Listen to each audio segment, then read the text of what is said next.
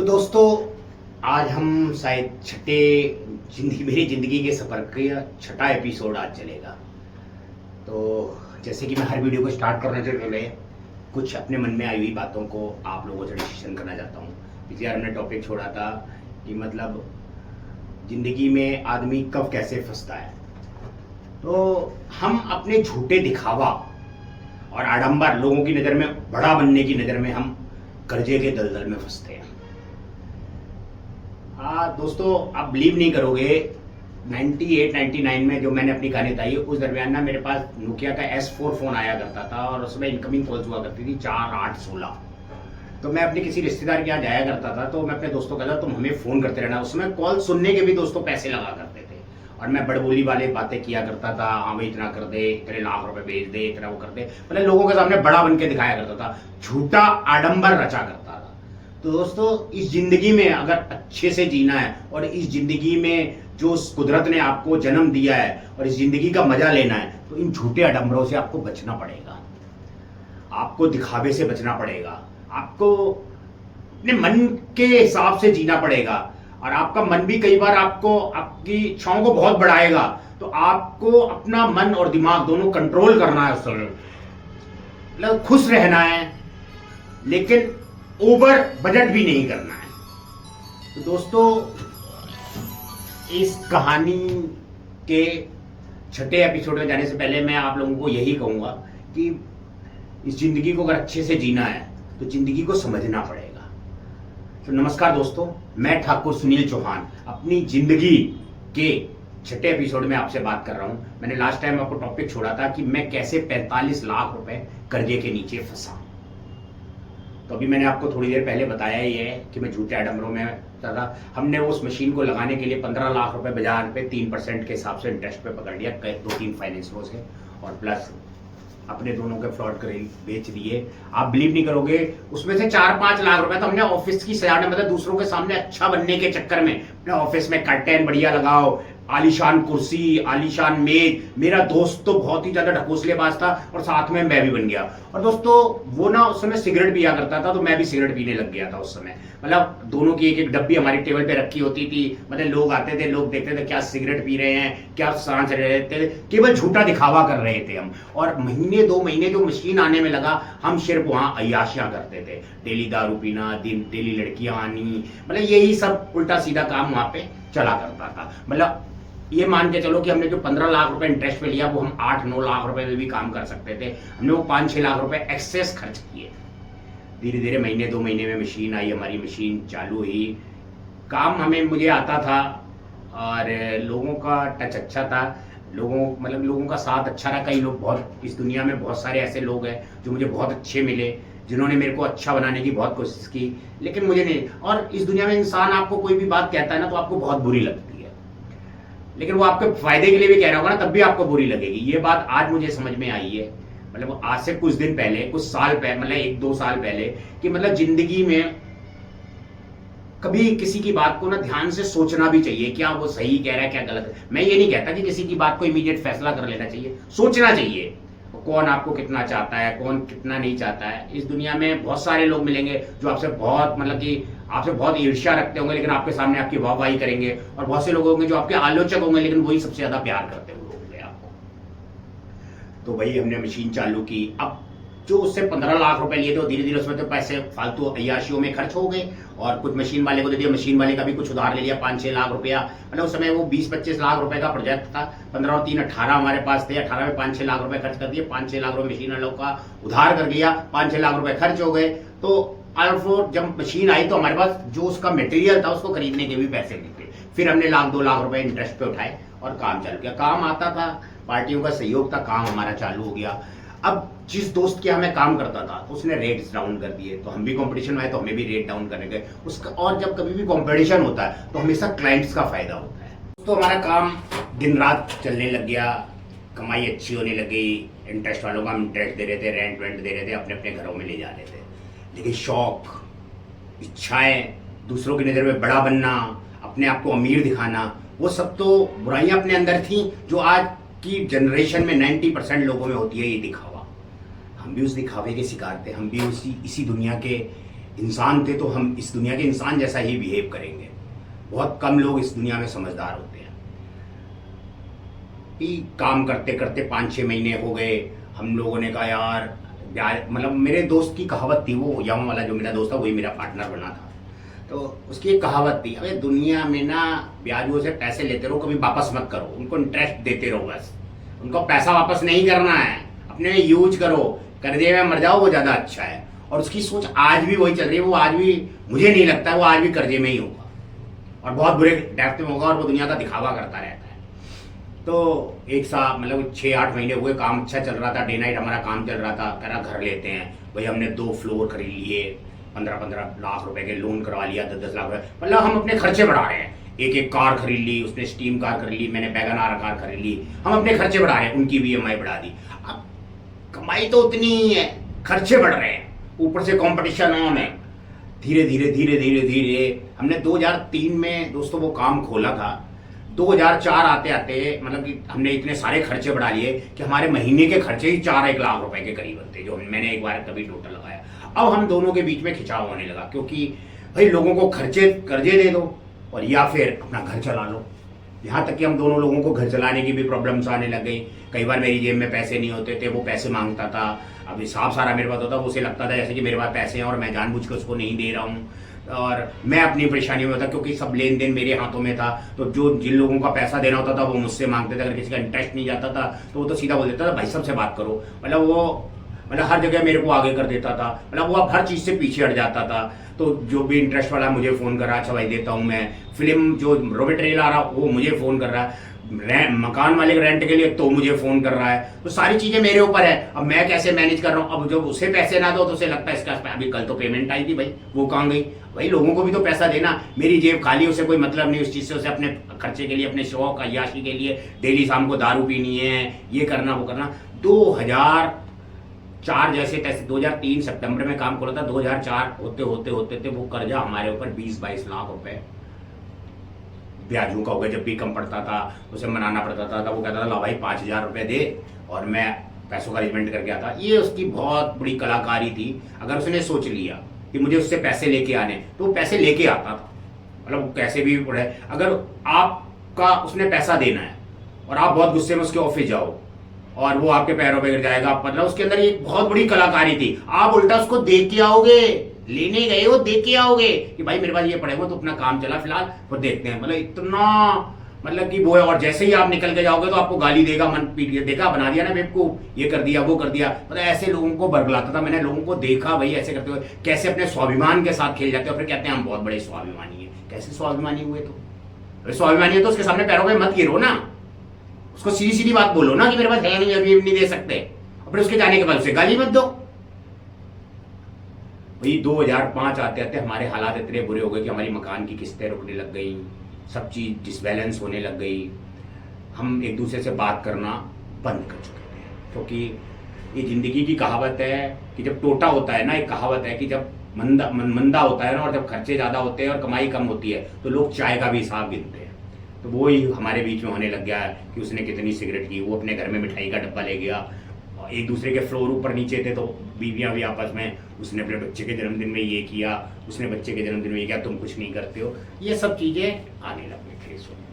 अब वो हालात बद से बदतर होते जा रहे थे, ऑफिस बैठना मुश्किल हो गया था। इस दरमियान हमने 5-7 लाख रुपए और कर्जा लेके एक और मशीन लिया कि काम बढ़ाते हैं तो हम इस चीज़ से निकलेंगे।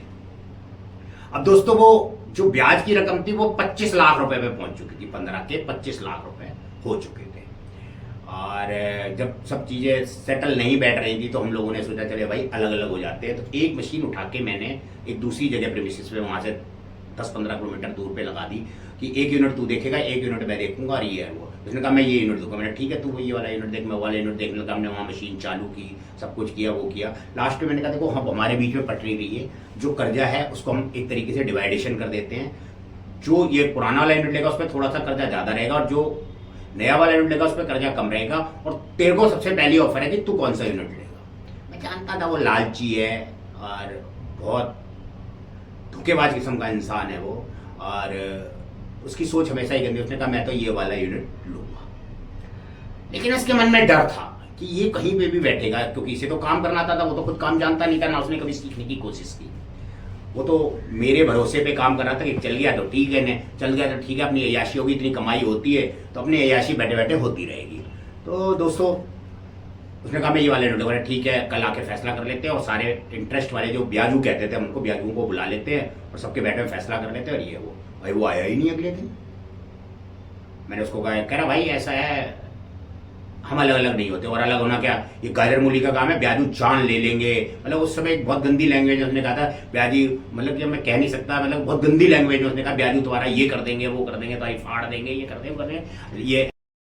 और मुझे नहीं पता था दोस्तों, वो ना उन सब ब्याजुओं से मिला हुआ था, उनको मेरे बारे में भड़काया करता था कि वो तो पैसा देना ही नहीं चाहता है, वो सब ऐसे ही करता रहता है, मतलब मेरे को उनके अगेंस्ट कर रहा था। वो अपनी पूरी तैयारी कर रहा था, उसे सिर्फ ये डर था कि मैं कहीं भी बैठूंगा तो काम करेगा, और ये काम करेगा तो सारे क्लाइंट इसके पास चले जाएंगे, मेरे पास तो कोई रहेगा ही नहीं।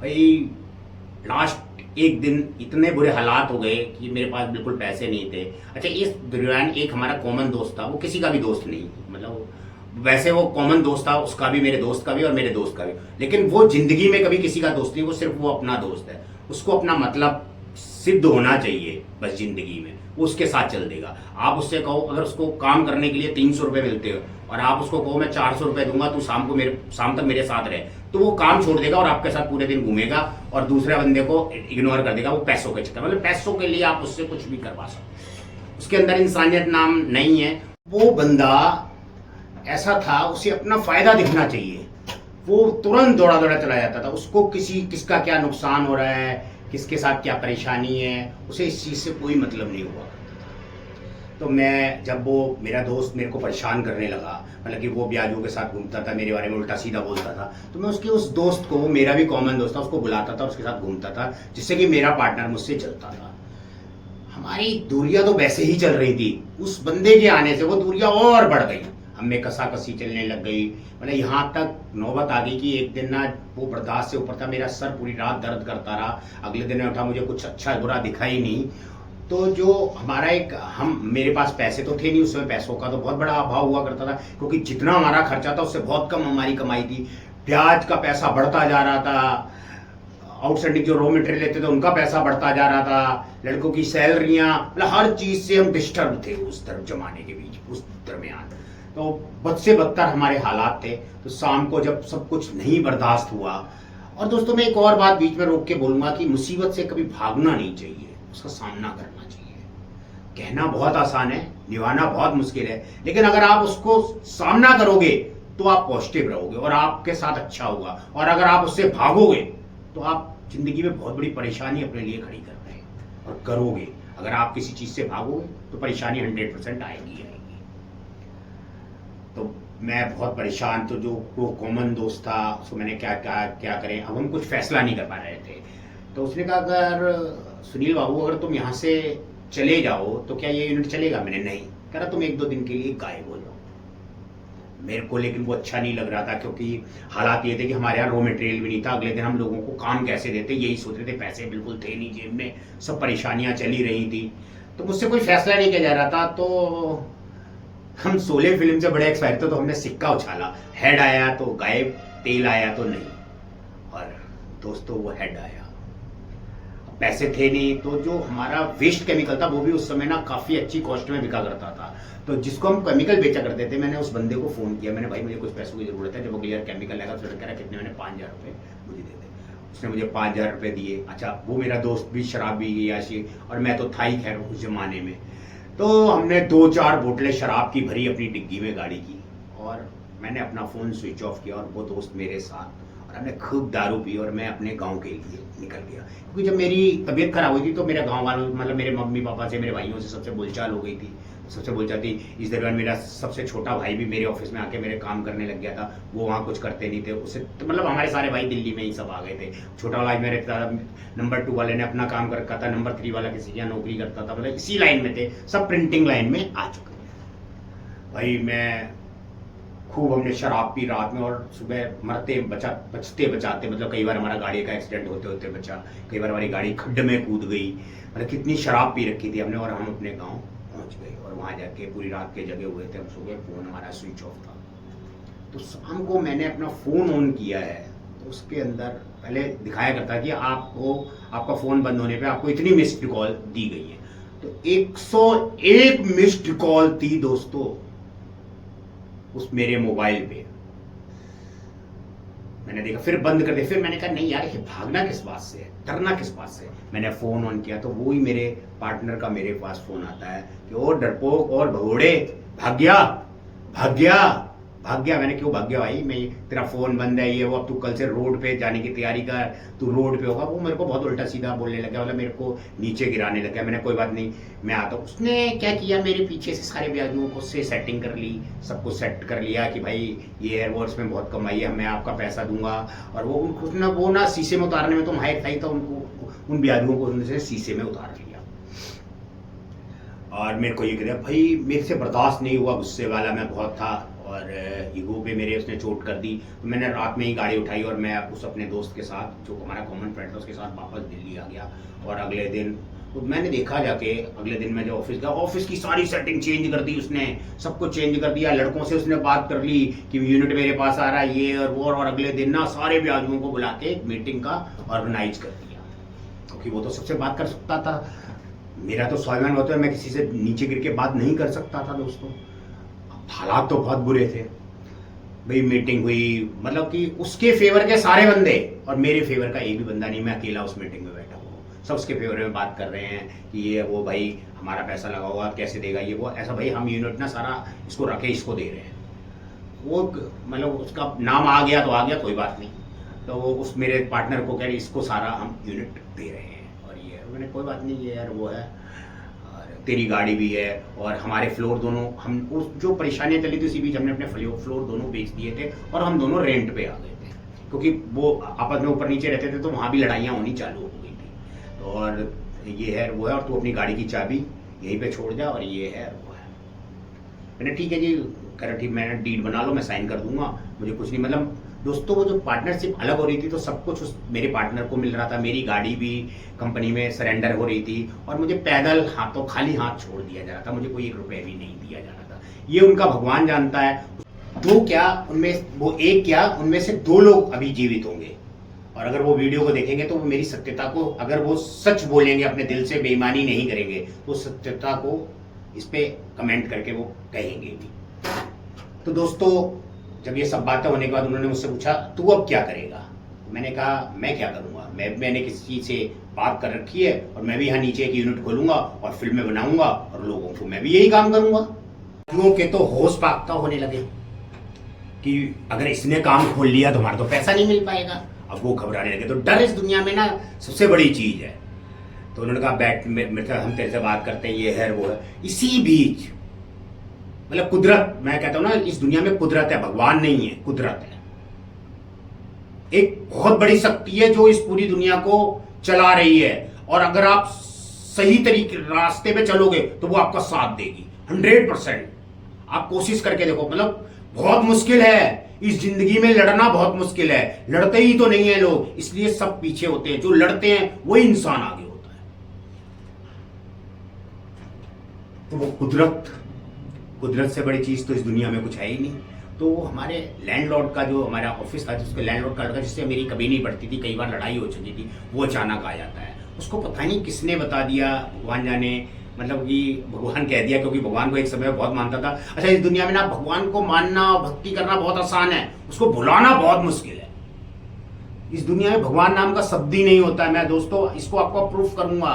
मतलब जो मैंने इस दुनिया में, ये दुनिया सारी संभावनाओं पे चल रही है। आप कैसा सोचते हो उसके ऊपर चल रही है। आप सोच के देख लेना, करके देख लेना। अगर मेरी बात 100% सही ना निकले तो आप मुझसे कहना, आप मुझे कमेंट करना, मैं अपना नंबर दूंगा, आप मुझसे फोन पे बात करना, आप मुझे प्रूफ करना इस चीज को। तो कह रहा ये लड़का कितना मेहनती है, सुबह शाम तक काम करता है, तुम सब ये हो वो। अगर यहाँ कोई दिखाई दिया मैं टांगे तोड़ दूंगा। मतलब बदमाश टाइप का था, गुस्सा आदमी था। उसने सारे ब्याजुओं को भगा दिया। अब भाई ब्याजू सारे घबरा गए। ब्याजुओं का मेरे पास फोन आया 1 घंटा, तो यार सुनील ये, मैंने भाई मैंने नहीं बुलाया। कह रहा फिर ऐसे कैसे आगे, मैंने पता ही नहीं। कह रहा तू हमसे मिल। अगले दिन उन ब्याजुओं ने सबको मिलाया कि भाई अगर हम यूनिट तुझे दे देते हैं तो तू हमारे पैसे कैसे देगा। भाई सबसे पहले तो आप लोगों को ना ब्याज कम करना पड़ेगा। जो आप 3% ले रहे हैं मैं आपको 1% दूंगा और 50,000 रुपये महीना मैं आपको मूल में से दूंगा। तो उन्होंने कहा चल ठीक है। मीटिंग हुई, सब लोगों को बिठाया गया। देखो दोस्तों, जब मैं अलग हो रहा था तो मुझे कुछ भी नहीं मिल रहा था। मेरी गाड़ी भी सरेंडर थी, मेरा वो भी सरेंडर था, मुझे 1 रुपया भी नहीं दिया जा रहा था, कुछ भी नहीं दिया जा रहा था। और जब राकेश अलग होने लगा, देखो कितनी मतलब वही लोग कितनी दो तरफा बातें करते, मतलब एक तरफा बातें करते हैं, क्योंकि उसने तो अपने शीशे में रखा था, रो गा के धो गा के, मतलब वो क्या कहते हैं उसे, मतलब इमोशनल फूल बनाता था लोगों को, इमोशनल टची करके अपना काम निकलवाता था। इमोशनल फूल की मैं मर गया, लुट गया, बर्बाद हो गया मेरे साथ, उसने ये कर दिया, ऐसा बंदा था। स्वाभिमान, वो कहता ना मैं बहुत स्वाभिमान, वो स्वाभिमान नाम का शब्द ही नहीं उसके अंदर, मतलब बहुत ही गंदे नेचर का आदमी है। मतलब मेरे को ऐसी जिंदगी में ऐसे ऐसे लोग मिले हैं जिनसे मुझे घृणा हो गई है दोस्तों। आज भी वो मुझे कभी कभार मेरा नंबर ढूंढ के फोन करता है, मैं उससे बात ही करना पसंद नहीं करता, और पता नहीं वो मुझसे बात क्यों कर रहा था, मैं उससे बात भी नहीं करना पसंद करता। तो मतलब जब मेरे को यूनिट देने की बारी आई तो उस बंदे को 1 साल तक 15,000 रुपये मुझसे दिलवाए गए, उसकी गाड़ी उसको दिलवाई गई। तो ये क्यों किया गया? लेकिन मैंने फिर भी हाँ भरी, मतलब 1 साल तक उसे 15,000 रुपया महीना मैंने दिया, और उसकी कार उसको दी गई, ठीक है ना, जो कंपनी की थी, मतलब वो भी उसको दे दी गई। 15,000 रुपये 1 साल तक महीना दिया गया। और उस समय वो ब्याजों का कुल टोटल अमाउंट 30 लाख रुपए बैठा। 5-6 लाख रुपए हमने मशीन वालों को देने थे और 10 लाख रुपए फिल्म वालों को देते थे। ऐसे कुल टोटल 45 लाख रुपए मैं कर्जे के नीचे बैठा। मगर दोस्तों मैं खुश बहुत था, मैं खुश बहुत था कि जिस मेहनत से ये यूनिट बनाया और ये यूनिट आखिरकार मुझे मिला।